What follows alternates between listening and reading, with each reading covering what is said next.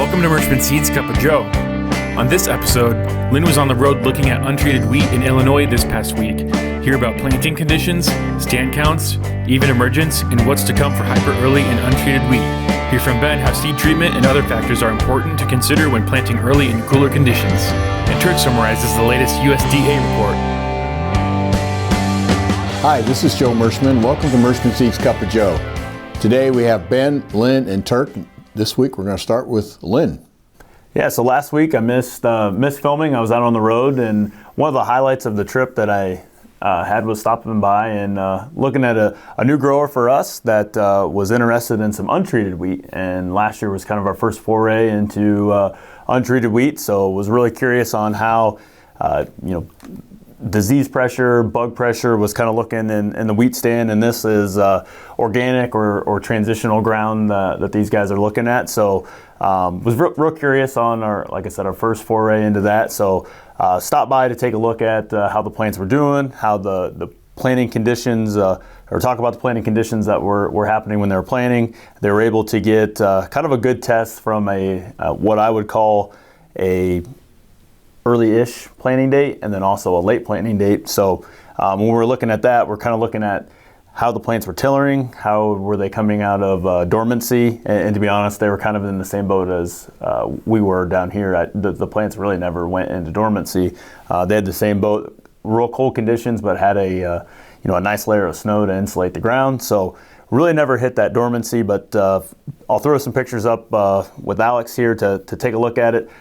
In that situation, the population was really critical for them to try to maintain a higher population than maybe what we would for our guys that are able to use chemistry. So actually the question was, do I have too much wheat out in the field? And from what I gathered and looked, stand counts were more than adequate. But tillering was looking good. I don't think they really heard anything from a yield perspective about being too thick. What I was really excited about was the real even emergence across all of the wheat stand.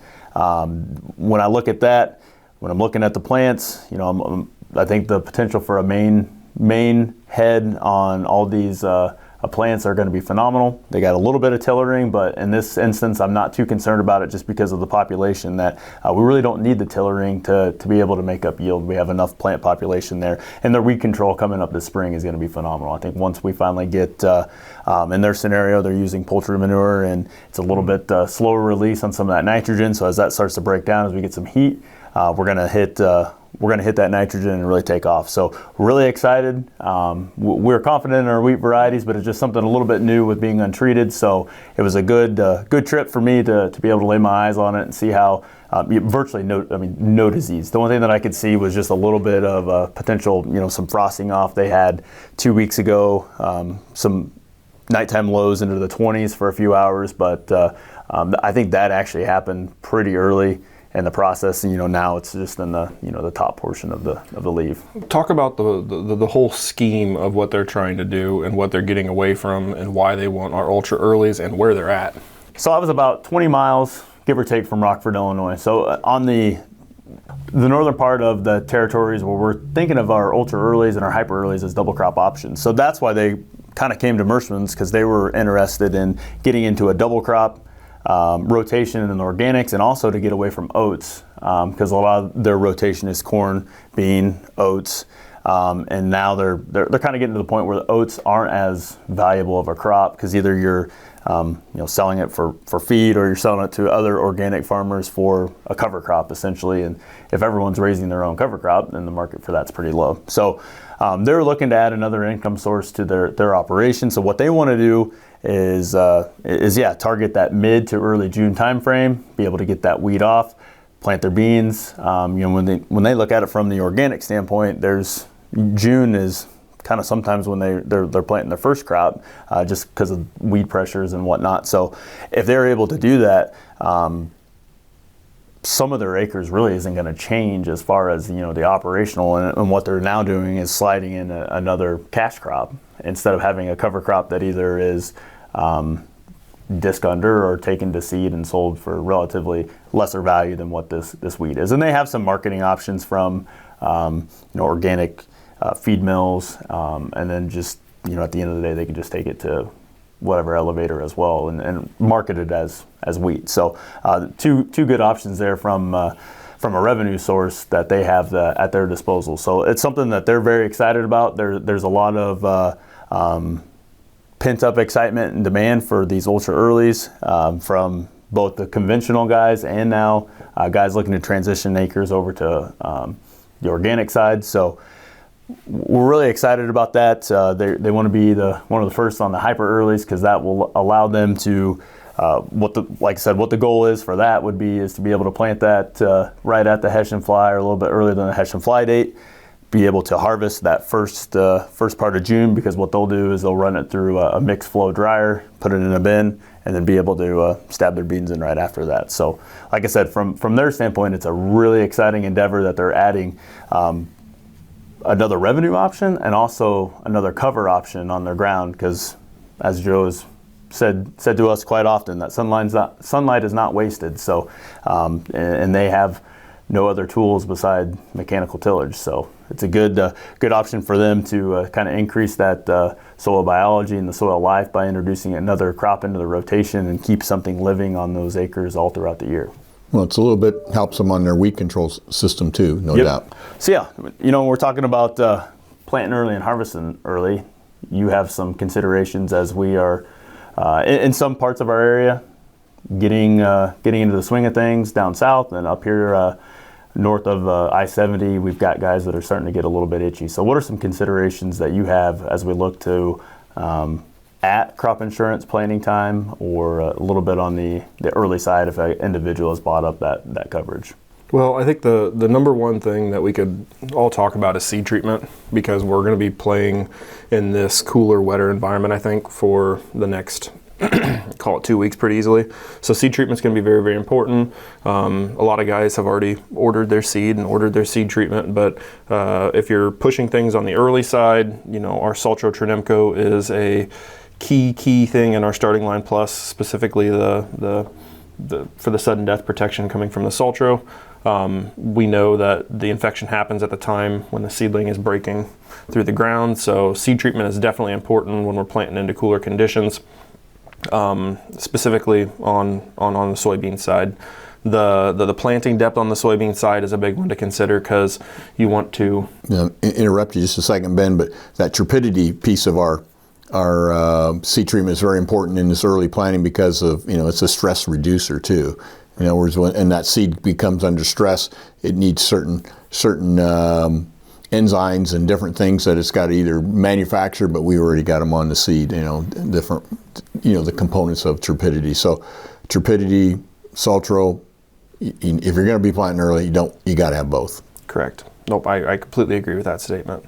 From a planting depth standpoint, we want to push those beans down in the ground a little bit longer, or we want to push the beans a little bit deeper in the ground to keep them in the ground longer. The average frost date for where we are now, I think, is the 2nd or 3rd of May. So what we want to do is we want to push the soybeans in the ground just a little bit further, because if we are taking advantage of this early planting date, we still want to make sure that we are, playing the risk and the odds of when that soybean's coming out of the ground and when the last frost date is going to be. So for Lee County, this Iowa State Extension says it's April 25th. Last year we had a May 2nd or May 3rd, I believe, frost event that took some beans out from the earliest planted time frame. So getting the beans pushed in the ground a little bit deeper buys us some time, so that we're not flirting with that late frost, because as we know, the growing point of soybeans is above ground. It's very susceptible to freeze damage. So basically 28 degrees is what I think we went over 2 weeks ago. 28 degrees for 2 hours will take a soybean stand out if the beans are above ground. So definitely want to be thinking about that. We want to be thinking about tillage. If you are planting the soybeans early, you want to be looking at what tillage scenario you're in. Black ground has a tendency, worked ground has a tendency to be a few degrees warmer at that microclimate. So be picking fields that may have a little bit more tillage, a little bit more black dirt exposed. And maturity is another one that I like to think about. So when you're pushing things right at that crop insurance date, and a crop insurance date is a date for a reason, because the insurance companies have huge amounts of data. So if you're pushing things before the crop insurance date, you're working against the odds of what's going to happen. So I always suggest to follow whatever that crop insurance planting date is.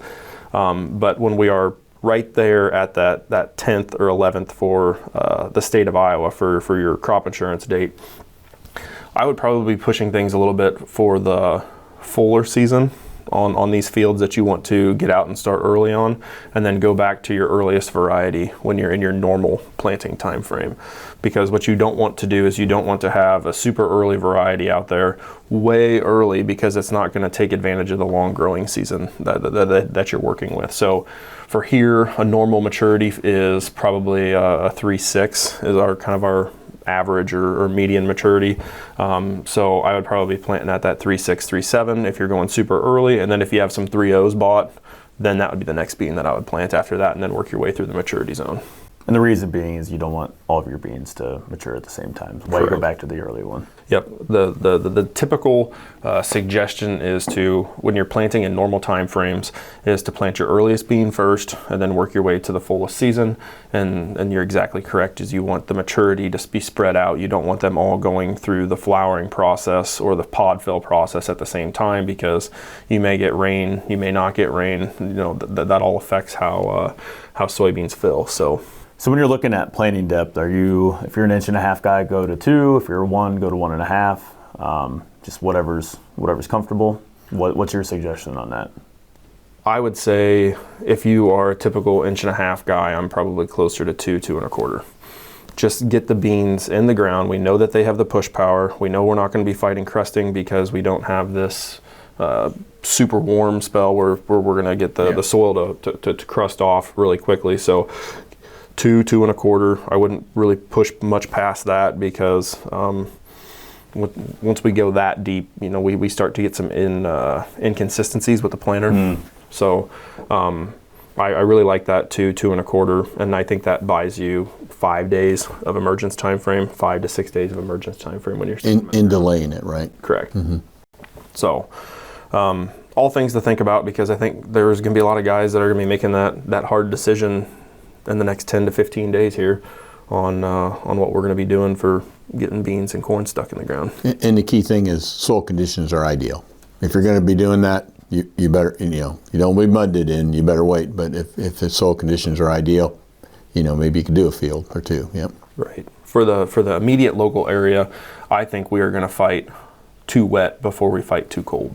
So I think you're exactly correct. We want to make sure that we are not pushing the envelope when it comes to moisture being on the wet side, because we are predicted for Sunday, Monday, Tuesday of this coming week, at least another inch of rain. So, and for the large part, our guys that are the frequent practitioners of ultra early planting, really imbibitional chilling hasn't been a huge issue, because our soil temps have been right at recommendation. I mean, it's not like the guys that plant early are planting into, frosted ground, sub 35 degree soil temperatures. I mean, it's still 40 to 45 and rising quickly in the 5 day after that. When we talk about corn, we get a little bit more finicky, I guess, about that. But it's important to remember that soybeans are kind of in the same boat as well, that they can have some emergence issues if your imbibitional period is not ideal either. Correct.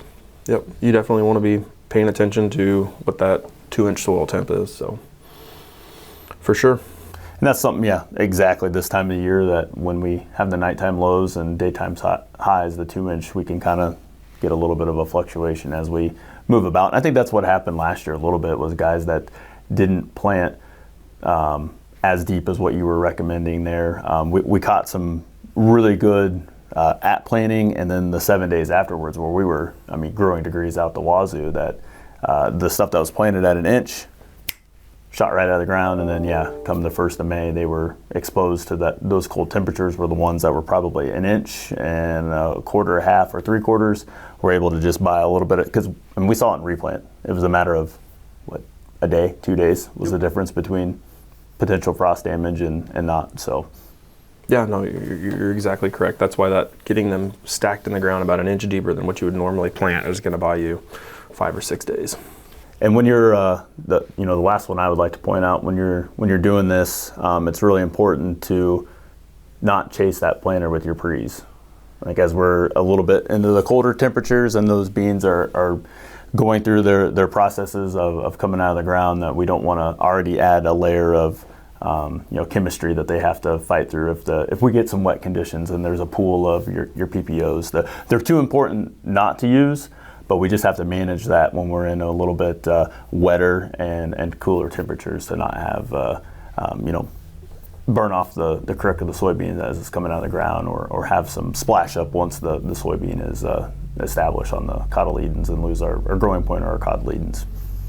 When you are planting this early, it is an art. It's not a science. It's not a calendar date that you get to look at when you're working with your pre's. So be looking at where the next rainfall is going to come. Try to be as early as possible getting those pre's put in the ground, exactly like what you were talking about, because what you're trying to do is you're trying to get those on and incorporated into the soil with moisture before the beans pop out of the ground. It's tricky because right now we're looking at a window that is fairly tight. Correct. So that's a very good point to be thinking about those different products. Yeah, unfortunately from our perspective, it's an unintended consequence that we deal with every third year. Yep. About the time you forget about it, it pops back up again. So just be real cognizant of that as you're pushing forward with early planting. Yep, couldn't agree more. Turk, big report this week. Yeah, there was. USDA come out with their March prospective plantings report and green stocks report, and it was a good day for corn. The USDA is projecting 90 million acres of corn, which is down about 4.5 million acres less than last year, but and a couple million less than what the trade guess was. But soybeans were just kind of a neutral report all the way across. Grain stocks and planting was about as expected.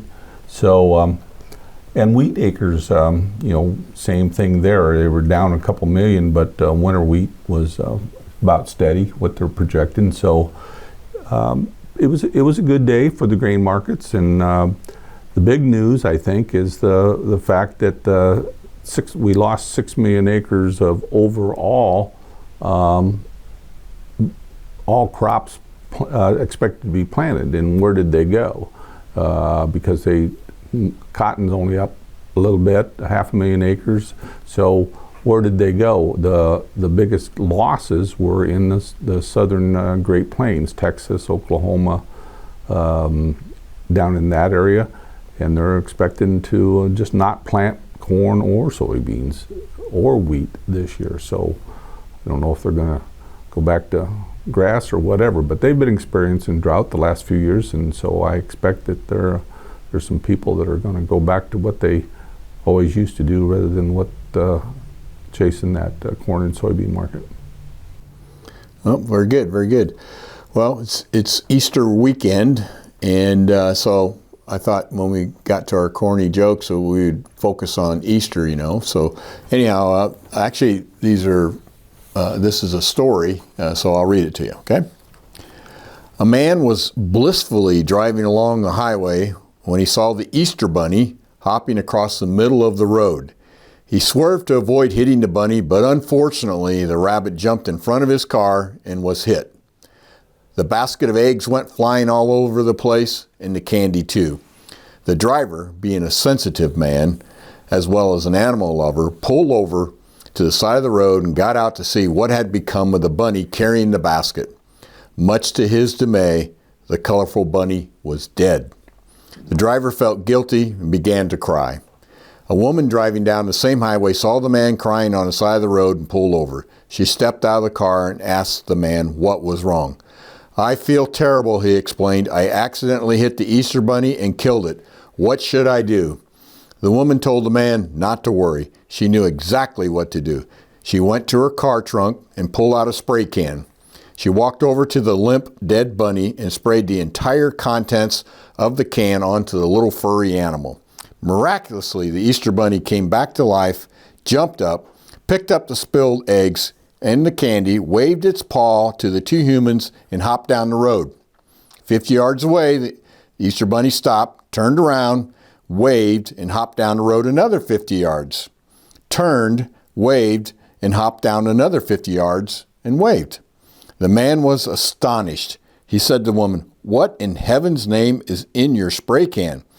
The woman turned the can so the man could see and read the label, and it said, "Hairspray restores life to dead hair, adds permanent wave." I was wondering where we were going with that for a minute. I didn't know either. Well, it all turned out okay. It turned out okay. All right. And as a bonus this week, we're going to do a second story on Easter. I want you to know that we could change this to 3 bald guys instead of 3 blondes in this particular story, okay? So I'm not trying to be mean to the blondes out there, okay? 3 blondes died and are at the pearly gates of heaven. St. Peter tells them that they can enter the gates if they can answer one simple question. St. Peter asks the first blonde, "What is Easter?" The blonde replies, "Oh, that's easy. It's that holiday in November when everybody gets together, eats turkey and thankful and stuff." "Wrong," says St. Peter, and he proceeds to the second blonde. The same question, "What is Easter?"